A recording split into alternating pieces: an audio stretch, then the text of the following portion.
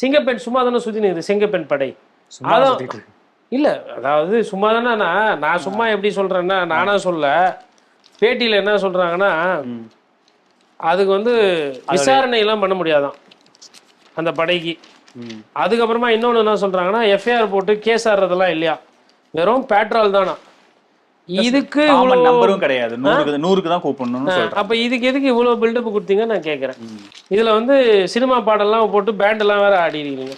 அப்ப அவங்க ஐஜியே பேட்டி விட்டுருக்காங்க. எங்களுக்கு வந்து ஒரு விஷயம், அவங்களோட புத்தி கூர்மையை நான் அங்க பாராட்டணும். ஏன் அப்படி சொல்றாங்கன்னா, நான் ஃபர்ஸ்ட்ல இருந்தே இந்த படை போட்டப்ப இவ்வளோண்டு கம்மி ஸ்ட்ரென்த் பத்தாது. ஏன்னா நமக்கு 40 பாராளுமன்ற தொகுதி, 214 சட்டமன்ற தொகுதி, ஒரு ஒரு மாநகரம். அதாவது இப்போ சென்னை மாதிரி எடுத்தீங்கன்னா, சென்னைக்கே வந்து பெண்கள் பாதுகாப்பை உறுதி செய்து குறைஞ்சபட்சம் மினிமம் ஒரு 500லேருந்து 1000 பேர் தேவைப்படும்.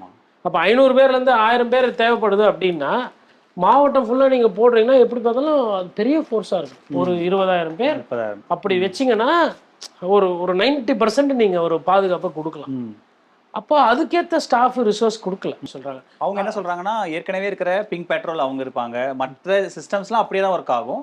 இவங்க கூடுதலா சம்பவம் நடக்கிறதுக்கு முன்னாடி தடுக்கிறதுக்கான வேலைகள், எங்கெங்கெல்லாம் சம்பவம் நடக்க வாய்ப்பு இருக்கோ அங்கெல்லாம் பாதுகாப்பு கொடுக்கறதா இவங்களுடைய பிரைமரி ஜாப் அப்படிங்கிற மாதிரி. கரெக்டு.